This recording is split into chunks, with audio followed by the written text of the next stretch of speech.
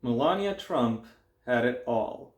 A former model living luxuriously high above New York City, she had her every whim catered to and her every want met, far from the public eye. But when her famous husband becomes President of the United States and leaves for Washington, her quiet life is thrown into disarray. Now surrounded by young, strapping Secret Service agents and pursued by the cunning and handsome FBI Director James Comey, Melania must work to keep everything from falling apart. Because Melania has secrets of her own, deadly secrets, and no one yet knows how far she'll go to protect them. Hello, everyone, and welcome once again to the Heir's Lair. I'm your host, Jonathan Taylor. The day after this video's release will be the sitting US President's 80th birthday. And because I am not particularly fond of that, mass murdering pedophile, I thought I would take this little opportunity to needle him in whatever small way I can. And for some reason, I decided that that opportunity would be a book review. More specifically, a book review of Melania, Devourer of Men by J.D. Boninger. At least that's how I assume that name is spoken. I don't exactly know for sure. It's not like I can actually ask Boninger himself because he doesn't really seem to have much of an online presence beyond what he needed to publish this book. I mean, seriously, if you'll wind this video back about 10-15 seconds, then you'll notice that J.D. Boninger's profile pic is a sketch of D.B. Cooper. For those of you who don't know, D.B. Cooper is a guy, or the name given to a guy who hijacked a plane in the 70s.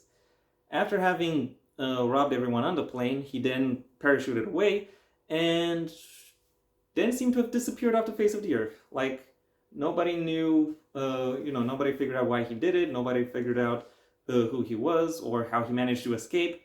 Nothing. The guy just did something and then disappeared, like some kind of freaking ghost. He has since become somewhat of an unofficial mascot, or perhaps it would be more accurate to call him a patron saint of trolls and tricksters. So by adopting really his sketch, or a potential sketch of him, I think J.D. Boninger very clearly states his very clearly states his intentions, or the fact that he views himself as a similar trickster-esque figure. Or maybe he just wants to keep himself protected from the thin-skinned and the stupid, which, to be honest, is a fair desire to have. And furthermore, I actually very much support him, because I think the world really needs more pseudonymous parodists who can look at the ridiculous and acknowledge it as such, and also share in that desire to acknowledge it as ridiculous. Is that all that this book has going for it, however? Well, my impressions in summary are, I don't think this book really is effectively capable of utilizing its potential. It is very focused on trying to be a comedy, and therefore does a lot of things that are outright and visibly ridiculous. However, it also tries to give its characters some level of depth and dimension that seems to go against that portrayal of ridicule that he is trying to establish. And it is this, and a very particular kind of tension results from the dichotomy of these approaches, which unfortunately the book is never really capable of meaningfully addressing. So for that reason, I ultimately find it to fall kind of flat. Still, the craft that goes into writing this book is undeniable. So if you are the kind of person who prefers early iterations of South Park to what they are, to its current presentation, or to its more modern presentation, then I think it is fair to say that you will enjoy this book as well. And now that I've covered my broad impressions, it's time I delved into some specifics. The plot of this book is roughly clustered around a few days within the first weeks or months of the first Trump presidency.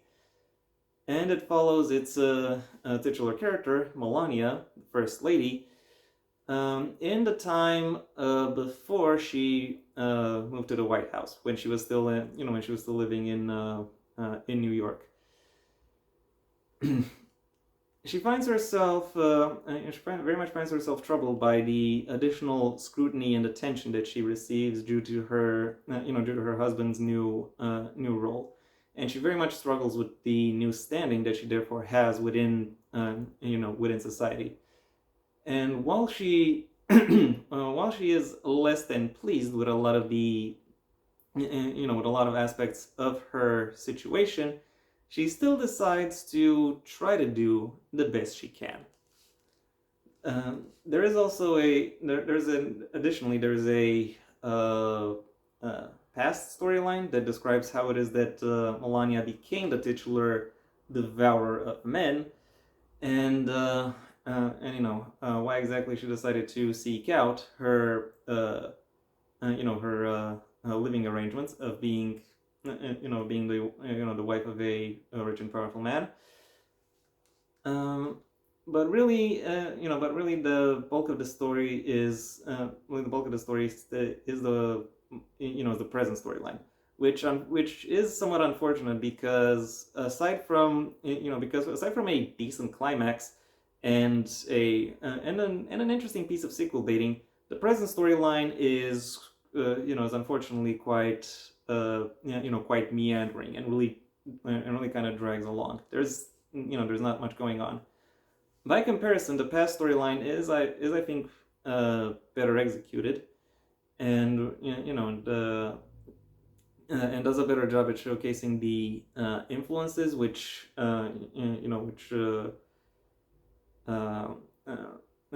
affected Melania to to some extent. But unfortunately, I don't find that past storyline to be as effectively integrated within the within the book itself. I think this book would have been a little bit better if it tried to be a little more like Arrow, the CW show Arrow, and try to more effectively blend these these storylines together. Admittedly, that might also take away from the central appeal of this book, which is having the First Lady basically be a giant flying man-eating monster. But truth be told, the the book as it stands doesn't really utilize that that aspect of it either that much. So I don't know. I still think there is a way to square that circle, so to speak, which the author unfortunately doesn't delve into. When it comes to the world building, however, I do have to say I am a little bit more positive. The world building is more world description, it has to be said, but even so, that is done quite well in showcasing the setting within which the titular character lives, and the conditions that make the surrounding characters interact with her.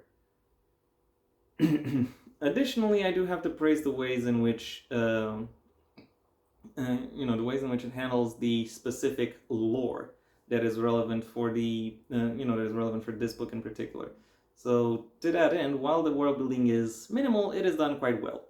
So I kind of have to praise Boninger on that. But I will take my my praise away for how he mishandles characterization, because a lot of the characters are either just there to be background or are there to be or are there to be a punchline. Like like he takes one particular aspect of them and makes it their whole thing, unfortunately. And I think the character who is who is most who unfortunately suffers the most due to this particular approach towards characterization is Baron, Melania's son, who first of all is portrayed as being portrayed as being a little bit younger than I think he would actually be at the time this book takes place. Secondly, he really comes across as basically a caricature of his dad, and and not a particularly good one either. So, yeah, I unfortunately can't find myself. I can't really say that those scenes were really worth including within this. Really worth including within this book.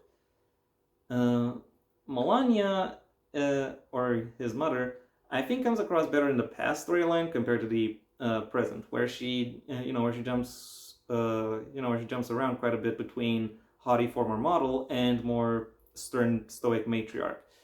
And that switchover is not something that the author handles in a particularly elegant fashion, unfortunately.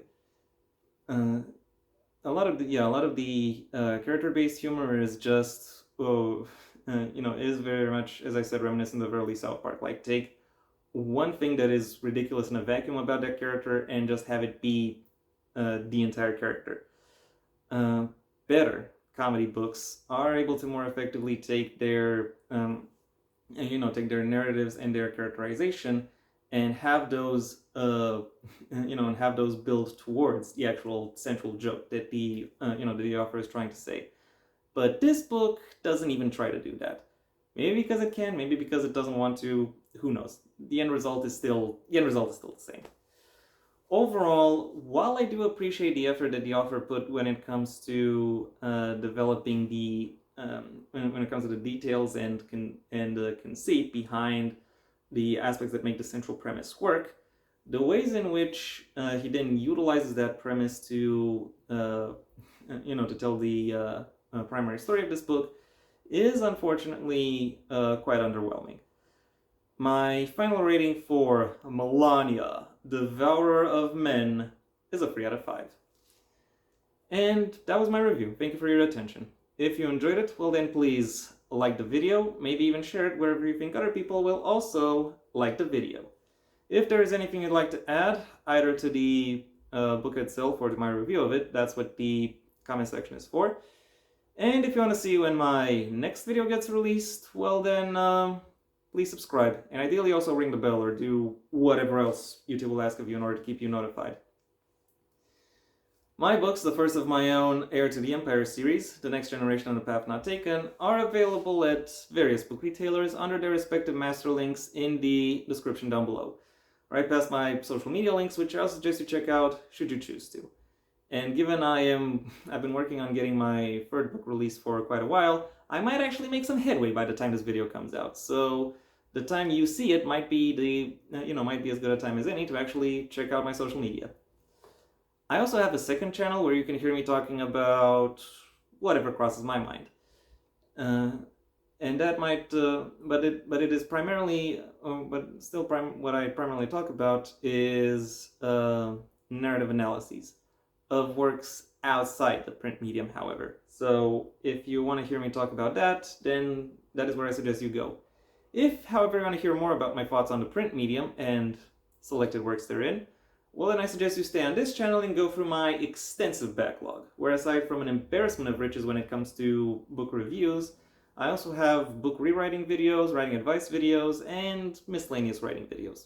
If that topic interests you, you're bound to find at least one thing that attracts your attention. If that is not the case either, then well then I suggest you do whatever you want the rest of your day, because it is your day after all. And yeah, that was it for me. So until next time, I am Jonathan Taylor, and this has been The Heir's Lair.